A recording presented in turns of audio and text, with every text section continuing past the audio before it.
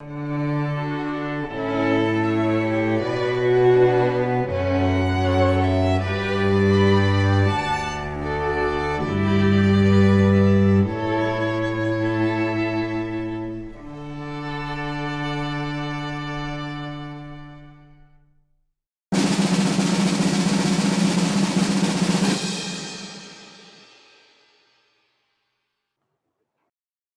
aloha, and welcome to Stan Energy Man. Stan Osserman here on ThinkTech Hawaii. And it's another beautiful day in Kailua, Hawaii. So pack your bags and come on over and visit us. We're looking for tourists to help us pull out of our economic nosedive here in Hawaii. But enough for Hawaii. Actually, we'll talk about it a little bit later too. But today I have a guest that I met and have been talking to for several months now. And his expertise is in biofuels. And I'm interested in that, particularly from an aviation standpoint, because Hawaii, at some point in time, is probably going to have to look at aviation fuels and replacing petroleum based or fossil fuel based aviation fuels in the future. And one of the things that I know the military's looked at in the past is producing fuels using vegetable products and things like that. So I don't know much about that. So I asked Kevin Weiss to join us today, and he knows a lot about that. So we're gonna let him explain to us how all that stuff works. So Kevin, thanks for joining us today, all the way from California, and I appreciate you being on today. So can you tell the viewers a little bit about yourself and how you got into what you're doing now and starting your own company in biofuels? Yeah, sure. Thanks, Dan.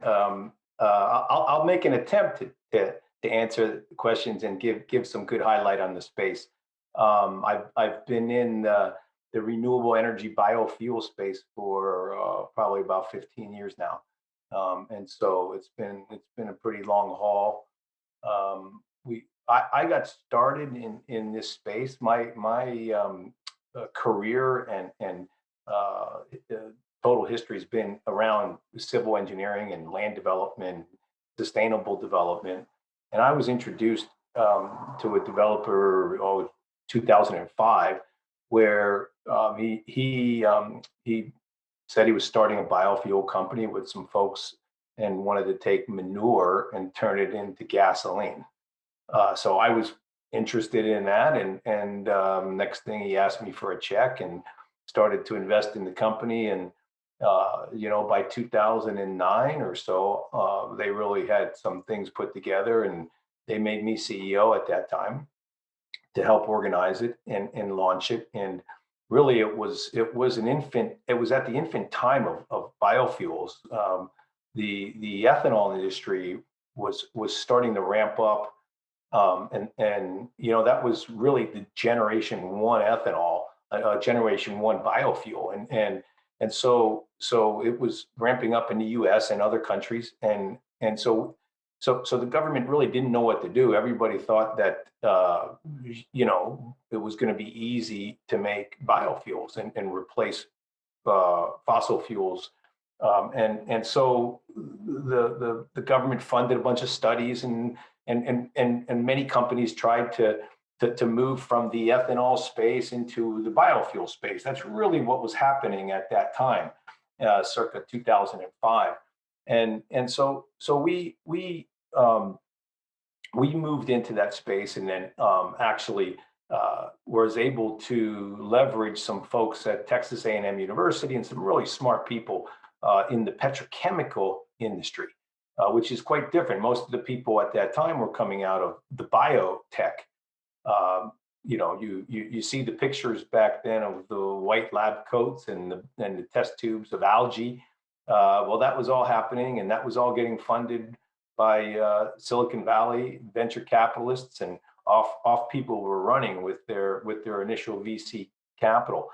Well, I tell you, it didn't really go as well as a lot of people thought. I mean, it was way more difficult than what was anticipated, and we kind of took a hiatus in my platform and technology platform, which we'll talk about in a little bit, and highlight some of the attributes. But but everybody was, I mean, the space was trying to figure out how to replace fuels, how to replace jet fuel, how to replace diesel, how to replace gasoline, how to make a hydrocarbon from some synthetic material. And so many different types of processes came out, from gasification to pyrolysis to sugar platform to you name it. And it was across the spectrum. Universities got involved. We were involved in a DARPA program early in our days. And so you had just this big sea of people trying to figure this out. And sure enough, people figured out ways to get to some forms of hydrocarbon. Okay. And that was really the space. And quite frankly, it's still the space. There, in my opinion, there still has not been a silver bullet. It's taking a long time, and most of the space is producing a product that has to be blended with a fossil fuel. Okay, so it's not technically a standalone fuel. When we started off in our platform, we really wanted to make standalone fuels so that we can be invisible to the downstream, not worry about blending, not worry about somebody making a mistake, or even trying to track it through the system, which has to happen if it's a blend. And what came out of that level of effort was several primary processes. What one process, obviously the first one, was a gasification. So the theory of gasifying a biomass and making a syngas, and then taking that syngas through a proven process of what's called Fischer-Tropsch, which has been around World War II, and making a hydrocarbon, a form of a hydrocarbon. So that was a predominant process that kind of led the way, I would say. And then right after that, a process that was figured out how to take long molecular chains of fats and oils, things that have very long carbon numbers, C36, C60, and basically crack those down to the lower levels of hydrocarbons, gasoline, jet fuel, and diesel, using petrochemical processes like hydrocracking, UOP technologies. Again, people were trying to leverage what was out there in some form and just grabbing at everything. So you had both of those processes leading. So you had gasification process, then you had this hydrolyzed esters and fatty acid process, which made the GTL produced basically and predominantly a diesel fuel, which was able to be used to some degree as a jet fuel, but very limited. And then the fatty acid ones produced more in the jet fuel range. But again, it was a blend stock because it was missing some components, namely aromatics, your BTX. And so we went on that process, and then the next level that came up, which I was quite frankly involved with, was the sugar platform. So you had these processes that were going through with different feedstocks and different technologies, primarily gasification, and then primarily Fischer-Tropsch, and taking fatty acids and oils, lipids, your beans and seeds, and those types of feedstocks. And then the sugar platform came about, and the sugar platform, basically was the opposite, because sugars start at the low molecules of carbon and basically build up. So the sugar platforms tend to have more mild conditions, less amounts of hydrogen, and has the process and the potential to produce full replacement fuels. So you had and then ancillary technologies came along as well that were hitting some points of those too, like trees, wood waste, pulp and paper waste. Municipal solid waste was being gasified. If you think about it, you can basically gasify anything okay, and make a synthetic gas where those gases can be stripped apart, just like they are in the petrochemical industry, and reformed into hydrocarbons. So that's really how this entire industry started. Again, probably really got some momentum in 2010, 2009, somewhere around there, and then not much of other types of processes happened. You had more different feedstocks come on place with like jatropha and camelina. Again, these are processes that fit into the one of the processes that were adopted at STM and adopted in the space. So there wasn't really too many new technology processes other than your gasification, your HEFA process, and your pyrolysis process, and then your sugar-based platform processes. And those are really what's out there today.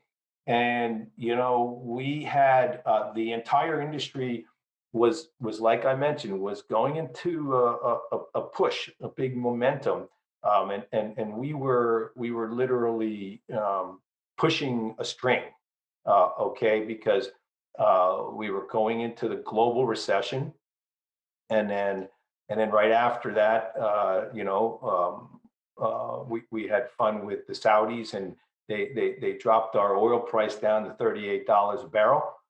And what happened in the space is I would say probably 80-90% of the companies that were on the track running were gone, because most of the companies at that time were relying on $120 oil to be cost competitive.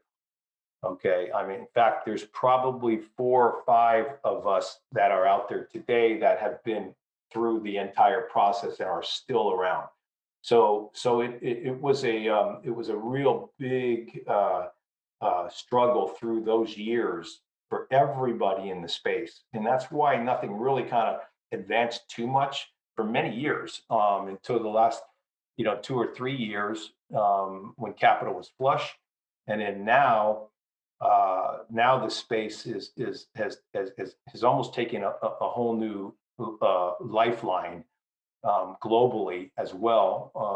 And then we launched the company in Brazil, and Australia, and now in Japan, and so it's one of those things where, I say now the industry is being pulled instead of what we were doing pushing it, because of the social dynamic around people just desiring to have sustainable lifestyles, and that sustainable lifestyle includes everything on the box to check, and biofuels, sure enough, is one of those things that have a fighting chance to help reduce carbon in the chase to fix, or to help offset climate change.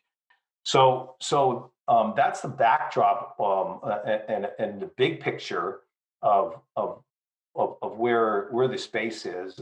There's a lot of things happening today, a lot of initiatives being in place, a lot of money going into it.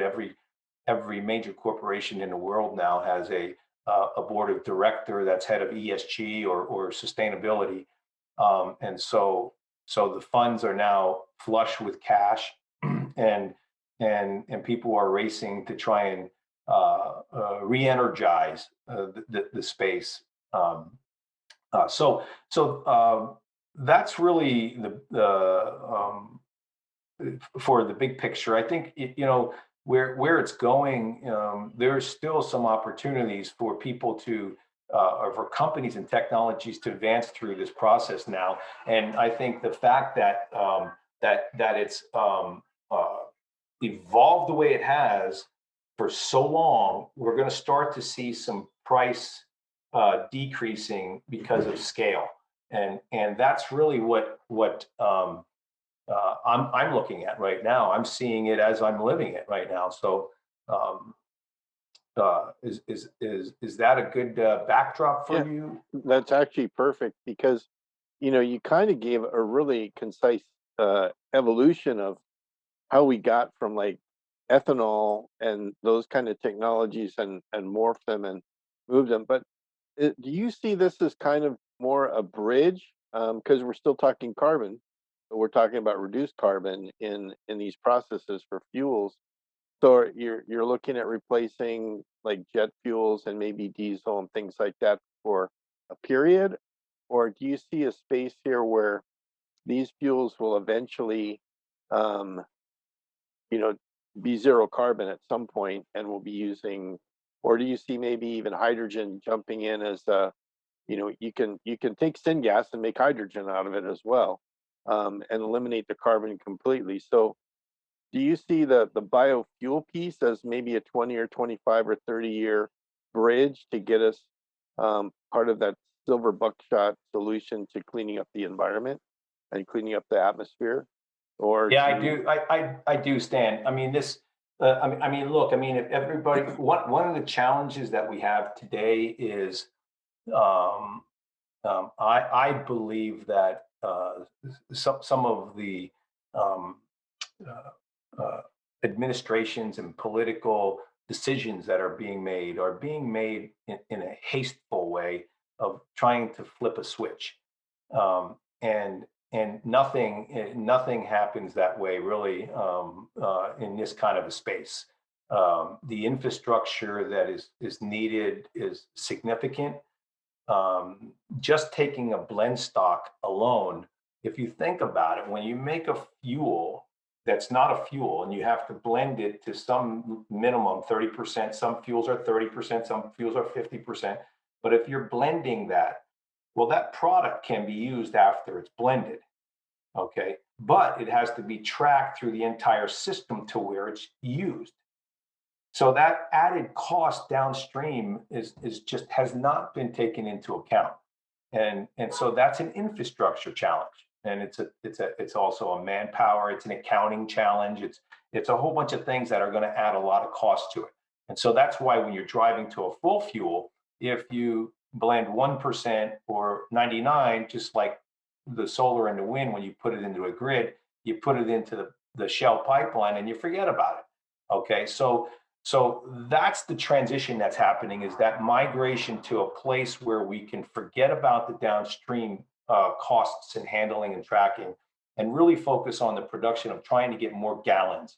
And the bridge, so if you think about the infrastructure today, um, let's really focus on the heavy transport modes of transport that need a lot of power. So you have your shipping industry, you have your heavy trucking industry, and you have your aviation industry. Now, all of those industries are racing every day. You can see news about hydrogen replacing it and all these things. At the end of the day, if you don't build the right hydrogen infrastructure in time, you're going to have a scaled up approach. So just like ethanol, there will be a period of time where we're going to have more of electrified sourcing of power going into the mix. Now, if you focus on aviation, there's some reports I've just documented and read, and that show that, when a jet rolls off the line, which they are every day, their lives are 30, 40 years. And the power that military jets need. There's the EIA. I think I just did a report that said that there's going to be a demand for jet fuel well into the next century. Okay, so we've got 30, 40, 50 years, whatever that is, of a transition that fades out for at least diesel and jet fuel.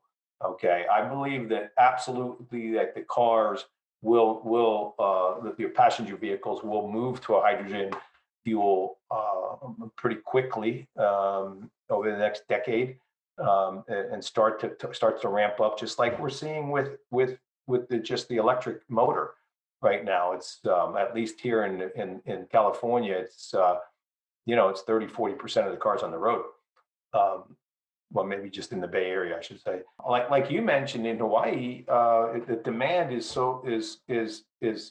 significant for aviation. I mean, I think it's like 34% of the fuel that's used in Hawaii is for aviation. So there's a need to try and capture that gap in the drive down towards carbon neutrality, and in Hawaii's case, carbon negative by 2045. So if we're not looking at things and ways to offset that now, we're not going to meet that target. So that's why, I mean, it's a bridge, but there's also a lot of opportunity out there to start looking at other ways of trying to tackle that offset. I think that most people just can't grasp the energy um, space in reality. I mean, like you listen to AOC in Congress say we've got 12 years and we're all going to die if we don't change our carbon footprint. There is no way that we can have our existing lifestyle and change that radically in 10 or 15 years. I mean, people just, I tell people that their car uses about the same amount of energy as their house does in a day if they're just driving back and forth to work. People don't realize that as we transition to a carbon-free economy, um, we're making a huge movement in our economics, in our industries, in our transportation sector, in our grid sector, and it's not going to happen overnight. We've got to actually think this thing out, plan it out, pace it out, and put the technologies in the right place to move us along towards a goal. But if you're expecting it to happen in 10 years, it just can't. It's too massive. And people, I think they can't get their head around how big this change is going to be for mankind on this planet, unless you plan on giving up everything, like all your electrical appliances and your transportation and stuff, and making a radical change. So, we talked a little bit before the show about scale, and you mentioned it a few seconds ago. Um, when does it make sense for, like, let's take Hawaii for an example, because we have about maybe 8 more minutes left. Where does it make sense for Hawaii to start focusing on producing biofuels? We have a refinery. We used to have two. We're down to one. And we do have like a lot of eucalyptus trees on the Big Island and things like that. So how would you look at Hawaii starting to make that transition and make a better biofuel? I don't want to use the word drop-in replacement for jet fuel, but something close to that, or a blended fuel for aviation here in Hawaii from your perspective and your technology viewpoint. Oh, it's absolutely doable, Stan, to make the drop-in fuel. I mean, the full replacement fuel. And again, the what I mentioned was the sugar platform, which I'm predominantly in. Is one of those platforms that has the ability to produce the full replacement fuel, as well as a very high quality diesel full. These are premium products to fossil fuels. So they're high performance renewable fuels of diesel and jet fuel. It's very different than biodiesel, which is a blending component and doesn't have the energy density that the full replacement does. But Hawaii deserves a whole bunch of credit, in my opinion. Okay, because the leaders, they stood up tall before any state in the union did on climate change initiatives. When they enacted in 2015, they enacted 100% electricity by 2045, and that was, I believe, Act 97, I think, right? And then in 2018, they did Act 15, which says, hey, by 2045, we're going to be carbon negative. Okay, so it's interesting. Now, even though there has been progress made in diversifying the energy sector through solar, biomass, hydro energies in Hawaii, it's still one of the most reliant states in the United States, actually the most reliant state on fossil fuel in the US. So, there's so many different types of opportunities. As I mentioned, you can look at re-energizing the sugar industry. You can, the agriculture and industry in Hawaii, as you know, started off with indigenous farms, went to large, more plantation style uh, generations that did that. And then those big generations are gone. I mean, the big players left. Now we're back to small patches of farmland scattered throughout the Hawaiian Islands. And you know, Hawaii is no longer the land of sugar and pineapple. And so there's an opportunity there with 8% of the agricultural area used for growing crops.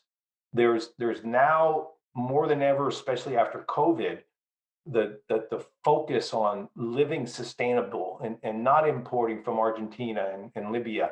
And let's look at how do we produce this homegrown fuel, food, animal feed, high protein food. These are all co-products that come out of these processes.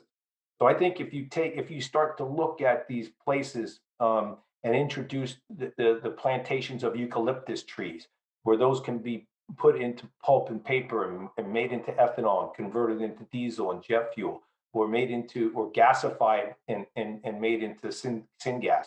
Those are absolute opportunities to produce jet fuel and diesel on the islands where you're not importing them and not reliant on other countries to source the energy, which is so much needed, especially in Hawaii being an island state. So those are things that Hawaii. I mean, I see Hawaii as one of the most prime locations where you know, you can go back to organized, sustainable farms that not only produce the food, but now fuel and the other co-products, and have such a significantly and do it right where you don't have the demand on water, you don't have the demand on amendments and fertilizers, because that exists today in today's one of the things that's happened over these years, the agricultural part of biofuels has really expanded to be able to produce these you know, agriculture crops at a better rate, and to use the waste streams like the municipal solid waste, the sewage treatment plant waste. All of those things fit into a one technology or the other where Hawaii can adapt to that. It's absolutely a huge opportunity for Hawaii to leverage into the full sustainability by 2045. So I mean, it's really exciting to look at Hawaii, and we're looking at a couple places there ourselves. So I think it's a great opportunity. Well, that's awesome to hear. In fact, you know, we've got basically zero time left. We've hit our 30 minutes, but I'm definitely going to have you come back on, and we can talk more specific about maybe some of the ways that Hawaii can um, put into action some of the things you talked about with eucalyptus or with more efficient agricultural systems, and getting things kind of going that would help in our the self-sustaining food production as well as energy. So, Kevin, I'd like to thank you again for being on, especially short notice. I just asked you the other day if you could be on, so I appreciate you coming on today. And I've learned a heck of a lot in an area that I probably only knew about 10% of what we're talking about, and you kind of filled my clue bag up pretty full here. So I appreciate it, and we'll have you back maybe in a couple of weeks, and we'll talk some more about biofuels, and maybe we can focus on aviation drop-in fuels and things like that, and how Hawaii can do that. Because on the aviation side, we're going to have to be putting jet fuel in airplanes for probably another 20 or 30 years, I figure. And we have to do that because airplanes can't carry round trip fuel from the mainland to Hawaii without wasting a lot of fuel carrying fuel. So we Right. have to have a source here to give it to them. And if we can do it and keep it within our own economy without importing, you're right. That would be a game changer. So thanks a lot for being on today. And I hope you'll be able to come back and be on my show again. Stan, thank you. I would love to. Yeah, as you can tell, I'm pretty passionate about this. Been in this space for a long time, and I absolutely will come back and do part two, and we can dive into the weeds on any of those topics that we surfaced today. It'd be my pleasure. Thanks, Kevin, and I Okay. appreciate it. And we'll talk to you in a little bit and get you back on the show. So until next week, Stan Energy Man signing off, and we'll have Kevin back in a couple of weeks to do a deeper dive on biofuels. Aloha.